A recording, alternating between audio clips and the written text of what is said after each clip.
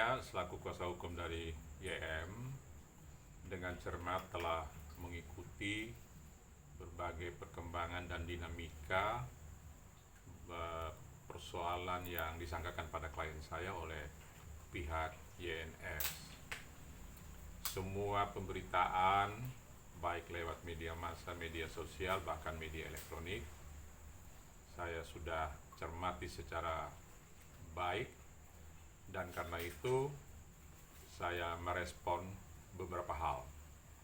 Yang pertama, tentu saya merasa senang karena pihak YNS melalui kuasa hukumnya telah mengajukan laporan polisi ke Polres Metro Jakarta Selatan, dan saya akan siap hadapi itu bersama klien untuk saling mengadu bukti terkait dengan sangkaan-sangkaan yang dilontarkan oleh mereka. Yang kedua,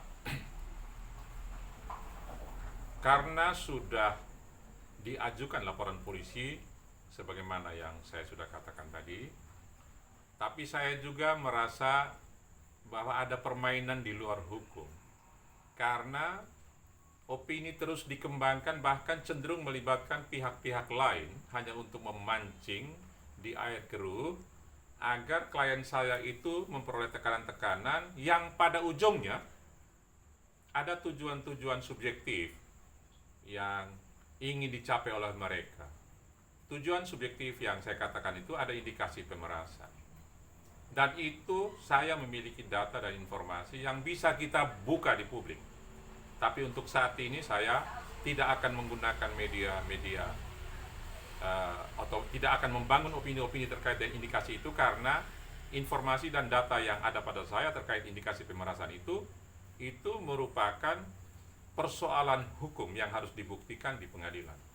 Dan saya yakin indikasi pemerasan itu dapat memenuhi hukum pembuktian. Yang ketiga, saya juga mengikuti perkembangan informasi terakhir ketika pihak YM itu mencoba menggulirkan percakapan WA yang seolah-olah itu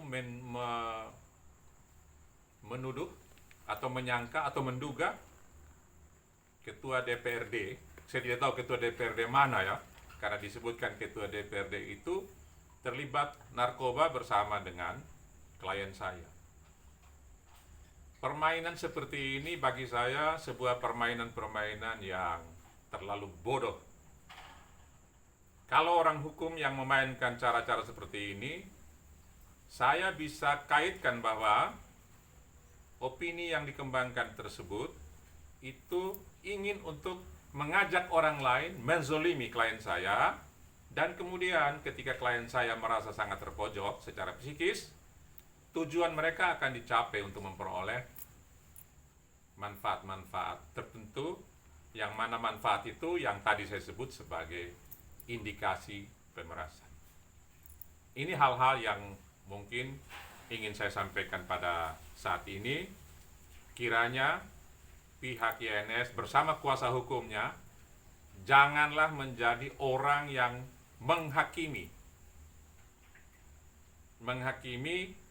orang lain seolah-olah bahwa mereka itu memiliki kewenangan untuk menjustifikasi perbuatan seseorang, termasuk klien saya, sebagai perbuatan yang salah.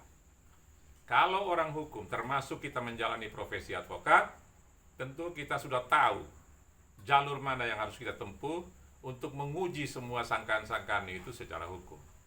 Dan justifikasi bersalah atau tidak bersalah hanya dan hanya jika putusan pengadilan telah berkekuatan hukum tetap yang bisa menjadi dasar untuk menyatakan seseorang itu melakukan suatu perbuatan pidana. Ini hal-hal yang saya perlu tegaskan. Terima kasih. Mungkin ada teman-teman media yang ingin membutuhkan informasi yang lain, bisa dilanjutkan.